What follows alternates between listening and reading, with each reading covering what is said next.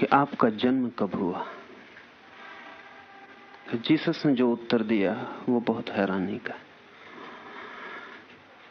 यहूदियों का एक बहुत पुराना पैगंबर हुआ है अब्राहम, जीसस से कोई 2000 साल पहले। अब्राहम यहूदियों के इतिहास में पुराने से पुराना नाम है।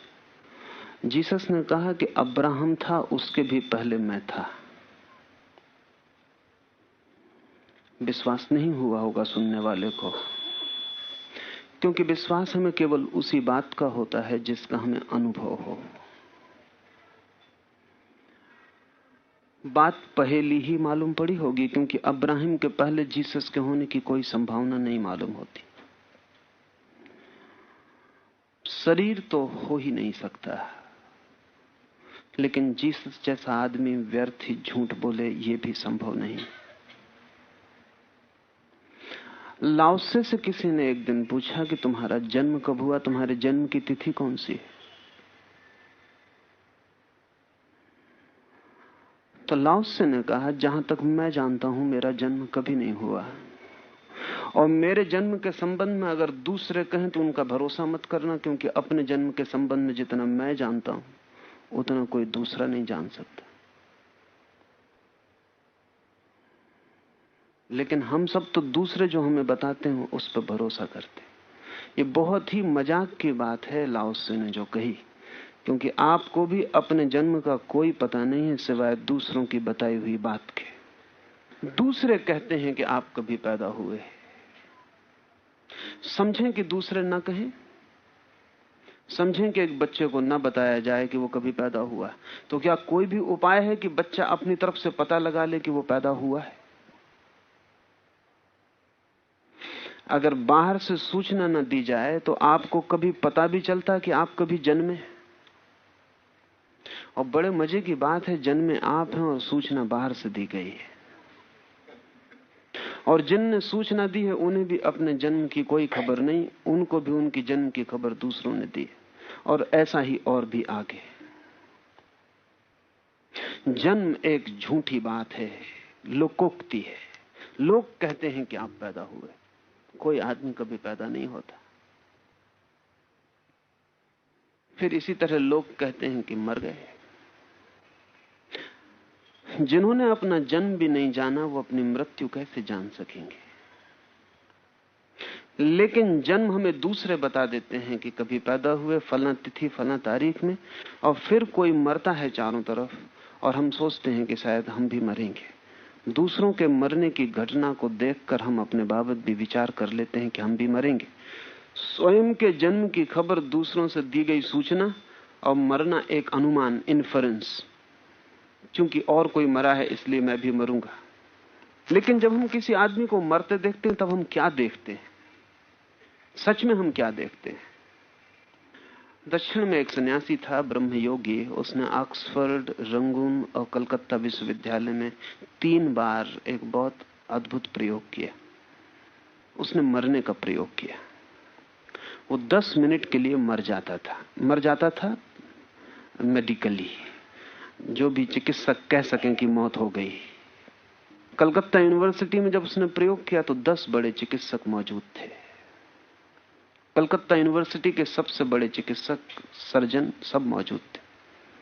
और जब ब्रह्म योगी 10 मिनट के लिए मर गया तो उन 10 ने दस्तखत किए हैं सर्टिफिकेट पर कि यह आदमी मर गया है, इसकी हम गवाही देते हैं। सांस खो गई, हृदय की धड़कनें खो गई, खून की गति खो गई, मरने की सारी लक्षणें पूरी हो गई। 10 मिनट बाद वो आदमी वापस लौटा, और उस आदमी ने कहा कि अगर ये तुम्हारा सर्टिफिकेट सही है तो मैं वापस नहीं लौट सकता, और अगर मैं वापस लौट आया हूं तो तुमने अब तक जितने मृत्यु के सर्टिफिकेट दिए सब झूठे थे, क्योंकि इन 2 के सिवा और क्या मतलब होगा। और उन 10 डॉक्टरों ने दूसरी बात भी लिख के दी है, और उसने लिख के ये दी है कि जहां तक हम समझते हैं और जहां तक हमारा विज्ञान जानता है, हम समझते हैं कि आदमी मर गया था, लेकिन हम अपनी आंखों को झूठा नहीं कह सकते, और यह आदमी फिर जिंदा है। और इस घटना ने सारी दुनिया के चिकित्सकों को चिंता में डाल दिया था। क्योंकि इसका मतलब क्या होता है, जिसको हम मृत्यु कहते हैं, वो कुछ कामों का बंद हो जाना है। सांस नहीं चलती, खून नहीं बहता, हृदय नहीं धड़कता। अगर जिंदगी इन्हीं चीजों का जोड़ है तो जरूर मौत इनके बंद हो जाने से घटित हो जाती। लेकिन किसने कहा कि जिंदगी इनका जोड़ है? जिंदगी इससे बहुत बड़ी बात है। जन्म पर जो शुरू होता है मौत पर बंद हो जाता है, लेकिन न तो जन्म पर जिंदगी शुरू होती और न मौत पर जिंदगी समाप्त होती। लेकिन हम तो अपने शरीर की धड़कन, खून की गति, नाड़ी का चलना, इनको ही अपना होना समझते हैं। इससे बड़ी जटिलता पैदा हो जाती है। इसलिए दो झूठ के बीच हम जीते हैं, एक जन्म का झूठ और एक मृत्यु का झूठ। पृथ्वी पर इनसे बड़े झूठ नहीं है, लेकिन ये सबसे बड़े सत्य मालूम पड़ते हैं, क्योंकि अधिकतम लोग, कहना चाहिए सभी, इन्हें स्वीकार करते हैं। और जो असत्य भी स्वीकृत हो जाता है वो सत्य मालूम पड़ने लगता है। लेकिन कभी कभी कोई संदेह पैदा कर देता है, कभी कभी कोई संदेह पैदा कर देता है। सिकंदर हिंदुस्तान आया और जब वो वापस लौट रहा था तो हिंदुस्तान की सीमा के पार करते समय उसे ख्याल आया कि यूनान में उसके मित्रों ने उससे कहा था कि लौटते समय एक सन्यासी को भी ले आना भारत से, और सब तो लाओगे ही, लेकिन धन, हीरे जवाहरात, मोती, वे सब यूनान में भी हैं, एक सन्यासी भी ले आना। सिकंदर ने और सब तो लूट की, सन्यासी की याद न रही। आखिरी क्षण में याद आई तो उसने कहा जाओ किसी सन्यासी को पकड़ लाओ।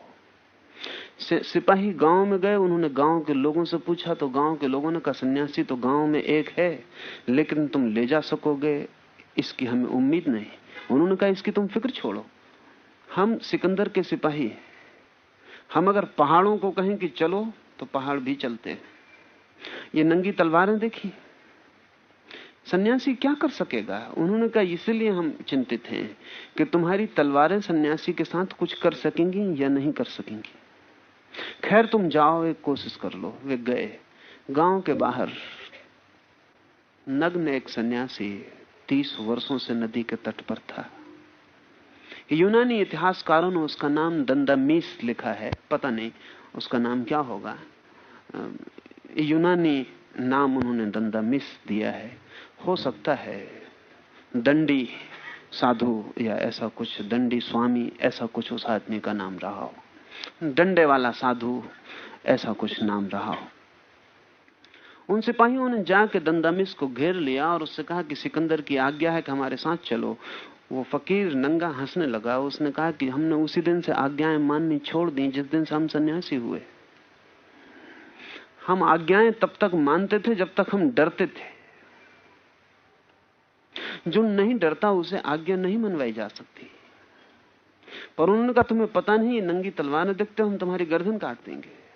तो उस सन्यासी ने कहा कि तुम काट दोगे वो बहुत ठीक है, तुम काट सकते हो, हम कोई ऐतराज भी ना करेंगे, लेकिन तुम्हारी गर्दन काटने से डरेंगे नहीं, क्योंकि गर्दन काटने से केवल वही डरता है जो गर्दन कटने को मृत्यु समझता है।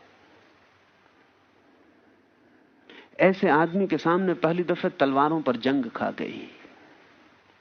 नंगी तलवारें हाथ में थी लेकिन हाथ एकदम सुस्त हो गए। जो आदमी ऐसे मरने से राजी हो, इतनी मौत से उसे मारना बिल्कुल बेकार है।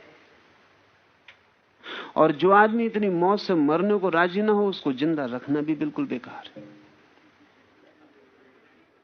लेकिन वो दूसरी बात, फिर सिकंदर से जाकर उन्होंने कहा कि वो आदमी ले जाया नहीं जा सकेगा, अजीब आदमी। हमने बहुत लोग देखे, मरने वाले, मारने वाले, लड़ने वाले, भाग जाने वाले, ये कुछ तीसरे तरह का है। न तो वो भागता है, न वो लड़ता, उसके पास लड़ने को कुछ है नहीं, लेकिन वो भयभीत भी नहीं होता। सिकंदर ने कहा मैं खुद चलूंगा। और सिकंदर ने कहा कि हम तुम्हें स्वागत देंगे, सम्मान देंगे, शाही व्यवस्था देंगे, जो तुम चाहोगे देंगे। उस फकीर ने कहा तुम कुछ ना दे सकोगे, क्योंकि हम कुछ चाहते नहीं। बहुत बार भिखारी सम्राटों के सामने अपमानित हुए, बहुत बार। भिखारी सम्राटों के सामने अपमानित हुए, क्योंकि भिक्षा देने से सम्राटों ने इंकार कर दिया। ये कभी कभी ऐसे मौके आते हैं कि सम्राट भिखारियों के सामने अपमानित हो जाते हैं, क्योंकि भिखारी कुछ लेने से इंकार कर देते। उसने कहा तुम्हारे पास कुछ भी नहीं है, क्योंकि हमें कुछ चाहिए ही नहीं। सिकंदर ने कहा तब भी कोई बात नहीं, चलना तो पड़ेगा ही, अन्यथा ये तलवार तुम्हारी गर्दन पर रखता हूं। उस फकीर ने कहा रखो। सिकंदर ने कहा तुम ना समझ हो, गर्दन कटेगी और नीचे गिर जाएगी। उस सन्यासी ने कहा कि हम सन्यासी उसी दिन हुए जिस दिन हमने देख लिया कि गर्दन कट जाए और नीचे गिर जाए तो भी हम नहीं कटते, अन्यथा हम सन्यासी ही नहीं होते। गर्दन गिरेगी तो तुम भी देखोगे कि गर्दन गिर रही है और मैं भी देखूंगा कि गर्दन गिर रही है, हालांकि तुम मुझे ना देख पाओगे, मैं तुम्हें देखता रहूंगा। सिकंदर ने अपने इतिहासकारों को कहा है कि लिख ली जाए ये बात, सन्यासी नहीं ले जाया जा सका, क्योंकि आखिरी उपाय था कि मौत से डरा दिया जाए। जन्म और मृत्यु हमारी जिंदगी के छोर है, इसलिए हमारे पास जिंदगी जैसी कोई चीज नहीं है, सिर्फ जिंदगी का एक भ्रम। ऐसा लगता है कि जी रहे हैं, जन्म से मौत की तरफ सरक जाते हैं और ऐसा लगता है कि जी लिए हैं। एक क्षण भी जिंदगी की किरण नहीं फूटती है, और एक क्षण भी जिंदगी के फूल नहीं खिलते, और एक क्षण भी जिंदगी का संगीत नहीं बजता, और एक क्षण भी पता नहीं चलता कि हम क्या थे क्या हैं। इस क्षण भी पता नहीं है। हम सब यहां जिंदा है, कोई भी यहां मरा हुआ नहीं, हम सब जिंदा हैं, लेकिन जिंदगी का हमको पता क्या है? और अगर हमको पता है तो बुद्ध और महावीर पागल थे, फिर वे किस जिंदगी को खोज रहे थे? और अगर हमें पता है तो फिर ये कृष्ण और क्राइस्ट ये किस जिंदगी को खोज रहे थे? या तो जिसे हम जिंदगी कहते हैं वो जिंदगी नहीं,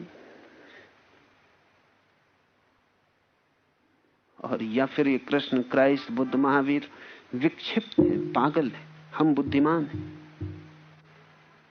हम अपने को बुद्धिमान भी नहीं कह पाते, नहीं कह सकते, क्योंकि बुद्धिमानी का अगर कोई अंतिम मापदंड हो सकता है तो हमारे जीवन का आनंद हो सकता है। जो बुद्धिमानी आनंद तक ना ला पाए वो और क्या ला सकेगी? और तब मैं कहता हूं कि अगर बुद्ध और महावीर पागल भी रहे हों तो उनका पागलपन स्वीकार कर लेने जैसा है, क्योंकि वो अपरसीम आनंद से और जीवन के अभय से भर जाता है। ये मैं क्यों कह रहा हूं? ये मैं इसलिए कह रहा हूं कि जन्मदिन के बहाने हम यहां इकट्ठे हुए, इससे कोई फर्क नहीं पड़ता कि वो किस आदमी के नाम से हम बहाने से इकट्ठे होते हैं। इससे बहुत फर्क नहीं पड़ता कि आ का जन्मदिन है कि बा का जन्मदिन है कि सा का जन्मदिन है। असल में जन्मदिन को हम उत्सव क्यों बना लेते हैं? उत्सव बना लेते हैं इसीलिए कि जीवन का तो हमें कोई पता नहीं। अगर जीवन का हमें पता हो तो प्रतिपल हमारा उत्सव हो जाए, फेस्टिवल हो जाए। जीवन का तो कोई पता नहीं, क्योंकि जीवन महोत्सव है। अगर उसका हमें पता हो जाए तो मैं समझता हूं कि जन्म का उत्सव फिर हम न मनाएं, क्योंकि जन्म तो सिर्फ एक शुरुआत है। और जिस जीवन में हम जी रहे हैं अगर वो आनंद नहीं है तो उस जीवन की शुरुआत कैसे आनंद हो सकती? गंगोत्री आनंद हो सकती, और काशी के घाट पर बहती हुई गंगा में कोई आनंद नहीं है। काशी की गंगा अगर आनंदित नहीं है तो गंगोत्री पे कौन सा आनंद होगा? यही गंगा और सिकुड़ी होकर और छोटी होकर जिसको हम जन्म कहते हैं वो है क्या? वो हमारा यही जीवन बिल्कुल प्राथमिक। इस जीवन में जबकि गंगा पूरी फैल गई है कोई आनंद नहीं है, तो जन्म में क्या आनंद हो सकता है? सिर्फ जन्म जाना कोई आनंद हो सकता है? नहीं, लेकिन हम झुटलाने में कुशल हैं। जीवन में दुख है तो हम झूठे सुख कल्पित करते हैं कि जन्म में बड़ा सुख है, जन्मदिन में बड़ा सुख है। अगर हम कहें जीवन में बड़ा सुख है तो हमारी आंखें कह देंगी कि कहां है। अगर हम कहें जीवन में बड़ा आनंद है तो हमारे पैर बता देंगे कि नृत्य कहां है।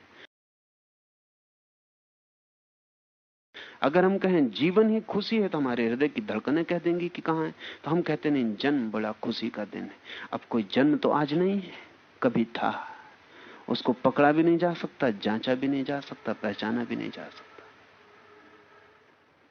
फिर हम सब एक दूसरे को भी धोखा देने में सहयोगी होते हैं।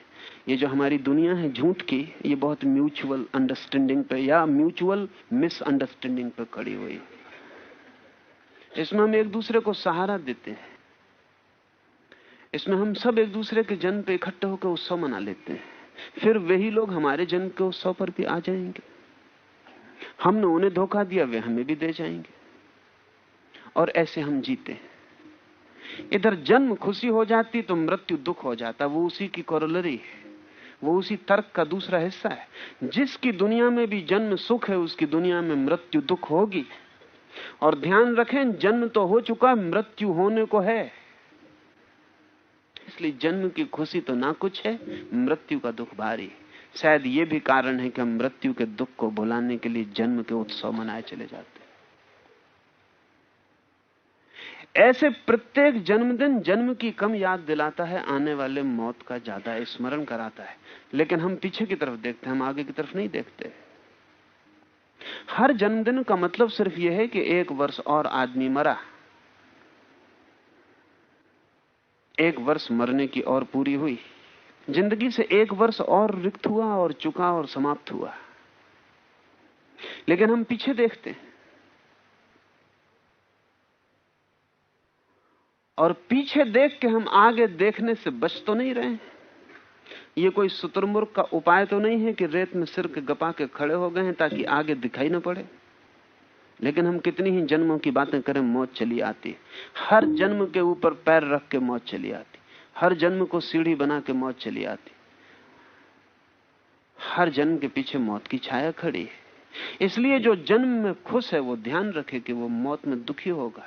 असल में वो मौत के दुख को भुलाने के लिए जन्म की खुशी मनाए चले जा रहा है। ये आत्मवंचना है।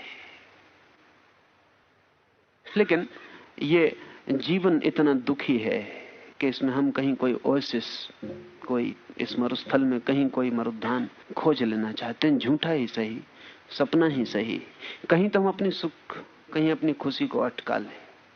लेकिन अटकाई हुई खुशियां काम नहीं पड़ सकती। इसलिए मैंने उचित समझा कि आपको कहूं कि जब तक जीवन का पता न चल जाए, और जीवन का पता चल सकता है क्योंकि जीवित हम हैं। अगर कुछ भी हमारे निकटतम है तो वो जीवन है। अगर कुछ भी हमारे ठीक हाथ में है तो वो जीवन है। अगर कुछ भी इस वक्त धड़क रहा है तो वो जीवन है। अगर कुछ भी इस वक्त बोल रहा है, सुन रहा है, तो वो जीवन है। श्वास भीतर आ रही, बाहर आ रही, वो जीवन है। जीवन निकटतम है, हम जीवन हैं, लेकिन उससे हमारा कोई परिचय नहीं, उससे हमारी कोई पहचान नहीं। और हम न मालूम किन किन बातों में इस मौके को गंवाते चले जाते हैं, इस परिचित होने के मौके को गंवाते चले जाते हैं। नहीं, पीछे लौट कर देखने का कोई प्रयोजन नहीं है। जन्म के दिन से कुछ अर्थ नहीं है। अर्थ है तो अभी जो है उससे अर्थ है। अगर कुछ भी जानने पाने जैसा है तो वो जो अभी है वही जानने पाने जैसा है। लेकिन मन की एक तरकीब है कि जो मौजूद है उसको चूकते चले जाओ, और जो मौजूद नहीं है उसे सोचते चले जाओ।